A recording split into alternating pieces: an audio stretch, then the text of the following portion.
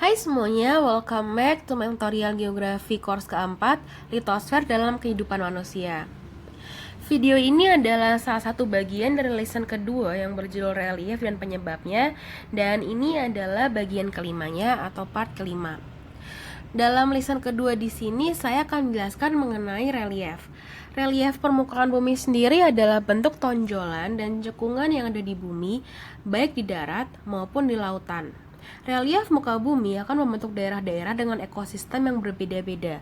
Ekosistem tersebut membentuk habitat berdasarkan lokasi serta bentuk daerah ekosistem tersebut berada.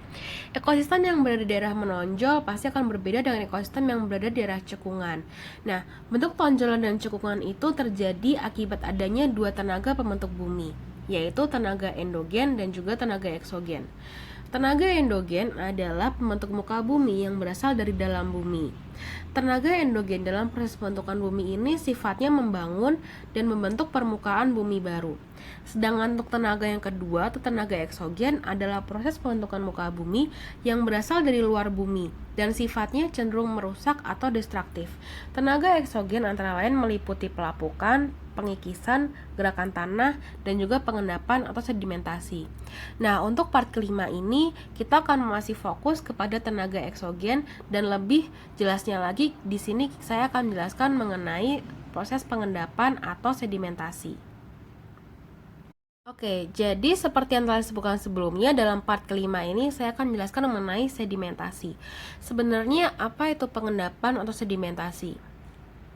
Sedimentasi adalah proses pengendapan material batuan secara gravitasi yang dapat terjadi di daratan, zona transisi, atau dasar laut karena diangkut dengan media angin, air, maupun es.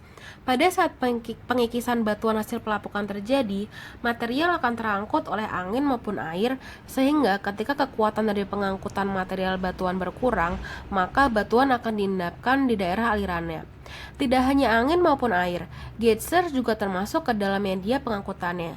Walaupun pergerakan pengangkutan oleh geyser sangat lambat, tetapi daya pengangkutannya sangat besar. Pengendapan yang terjadi di dasar laut atau di danau akan mengakibatkan dasar laut menjadi dangkal. Sedimentasi juga dapat menjelaskan secara terperinci peristiwa apa saja yang terjadi di suatu daerah dengan kronologinya, sehingga banyak peneliti atau geologis yang mencari sejarah dengan pembuatan kronologi oleh sedimen. Sedimen ini juga sangat berguna bagi teknik perminyakan, karena wilayah di mana banyak endapan sedimen, maka di sana dapat dikatakan menjadi potensi reservoir yang baik. Nah, banyak terdapat faktor penyebab sedimentasi yang saya tulis di sini. Yang pertama, pasti harus memiliki sumber material sedimen. Kemudian, faktor kedua adalah adanya lingkungan pengendapan yang cocok seperti daratan, transisi, dan laut. Dan yang ketiga, terjadinya pengangkutan sumber material atau transportasi oleh angin, es, maupun air. Selanjutnya, berlangsungnya pengendapan karena perbedaan arus atau gaya. Selanjutnya lagi, adanya replacement atau penggantian dan rekristalisasi atau perubahan material. Selanjutnya ada diagenesis, yaitu perubahan yang terjadi ketika pengendapan berlangsung secara kimiawi dan fisika. Kemudian kompaksi, yakni perubahan akibat gaya berat material sedimen yang memaksa volume lapisan sedimen berkurang. Dan terakhir adalah litifikasi, yang terjadi karena kompaksi yang berlangsung secara terus-menerus sehingga sedimen menjadi keras. Terdapat proses terjadinya sedimentasi. Proses sedimentasi meliputi erosi, transportasi, pengendapan, dan juga pemadatan atau compaction dari sedimentasi itu sendiri. Pada permukaan bumi dimulai dari proses pengangkatan yang disebabkan oleh adanya tenaga endogen. Dengan adanya pengangkatan ini, batuan kulit bumi akan terangkat, sebagian kemudian menjadi relatif lebih tinggi dibanding lainnya. Nah, setelah itu maka permukaan bumi yang tinggi ini akan mengalami erosi, dan kemudian bahan material hasil erosi ini akan tertransportasi oleh angin, air maupun es hingga terendapkan atau tersedimentasi daerah cekungan atau daerah yang memiliki relief relatif rendah. Selanjutnya saya akan menjelaskan mengenai jenis-jenis sedimentasi. Sedimentasi dapat dibagi ke dalam 4 klasifikasi berdasarkan proses pembentukannya. Yang pertama adalah Sedimentasi fluvial. Sedimentasi fluvial adalah proses pengendapan material yang diangkut oleh air sepanjang aliran sungai. Tempat-tempat pengendapannya antara lain dasar sungai, danau, dan muara sungai. Sumber utama dari material hasil endapan fluvial adalah pecahan dari batuan yang lapuk. Batuan hasil pelapukan secara berangsur-angsur diangkut ke tempat lain oleh tenaga air. Bentuk alam hasil sedimen fluvial ini antara lain adalah yang pertama dataran banjir.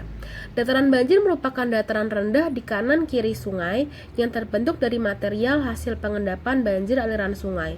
Pada saat banjir datang, maka air akan meluap ke kanan kiri di sungai. Luapan air ini akan membawa material sedimen yang kemudian diendapkan di kanan dan kiri sungai.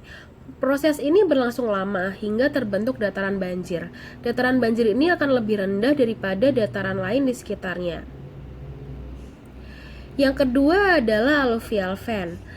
Kenampakan ini terbentuk di kaki gunung atau di tempat lain yang jalurnya dari gunung, sungai, dan bermuara ke laut.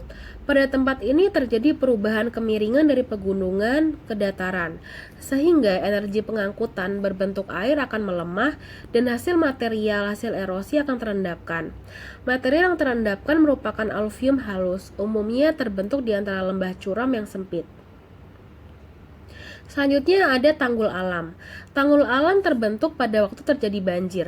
Akibatnya material-material dari air sungai akan meluap ke kanan dan kiri sungai. Ketika banjir mereda, material tersebut akan terendapkan di kanan dan kiri sungai, yang lama-kelamaan akan semakin tinggi hingga menyerupai tanggul. Bentuk alam yang lain adalah meander. Meander adalah salah satu bentuk sungai yang khas dengan kelokan yang terbentuk dari adanya pengendapan. Volume air di bagian hulu yang kecil akan mengakibatkan tenaga yang terbentuk pun kecil. Oleh karenanya, air sungai akan mencari rute yang paling mudah, yaitu melalui materi batuan yang tidak resisten atau tidak tahan terhadap erosi, sehingga bagian pinggirnya terkikis. Di bagian tengah, aliran air mulai melambat karena relief yang datar dan pembentuk meander dimulai. Proses meander terjadi di tepi sungai, baik bagian dalam maupun bagian luar lekuk sungai. Pada bagian sungai yang alirannya cepat akan terjadi pengikisan, sedangkan di bagian tepi yang sungai yang alirannya lambat akan terjadi pengendapan. Jenis sedimentasi yang kedua adalah sedimentasi marin. Sedimentasi marin yaitu proses pengendapan yang dilakukan oleh gelombang laut yang terdapat di sepanjang pantai. Berdasarkan ukuran butirnya, sedimen marin dapat berkisar antara sedimen berukuran butir lempung hingga gravel. Suplai muatan sedimen yang sangat tinggi yang menyebabkan sedimen itu hanya dapat berasal dari daratan yang dibawa ke laut melalui aliran sungai atau bisa saja pasir pantai oleh ombak. Pembukaan lahan daerah aliran sungai akan meningkatkan erosi permukaan yang menjadi faktor utama meningkatnya suplai muatan sedimen ke laut. Nah, bentuk alam hasil sedimen marin antara lain yang pertama adalah tombolo. Tombolo adalah tanggul pasir alami terbuat oleh alam yang menghubungkan dataran dengan pulau yang berada di dekat pantai. Tombolo dapat terbentuk pada laut dangkal yang tidak terganggu oleh arus laut, sehingga tanggul pasirnya tidak terkikis oleh air laut secara signifikan. Yang kedua adalah split. Split adalah material pasir sebagai proses pengendapan yang terdapat di muka teluk, berbentuk memanjang dengan salah satu ujungnya menyatu dengan daratan, sedangkan ujung lainnya terdapat di laut. Cukup banyak contoh yang bisa kita lihat di pantai yang menunjukkan split. Split dapat berukuran dari yang sangat besar hingga kecil. Jenis sedimentasi yang ketiga adalah sedimentasi aeolis atau aeris. Sedimentasi ini adalah hasil pengendapan oleh angin. Hembusan angin juga bisa mengangkut material debu, pasir, bahkan material yang lebih besar.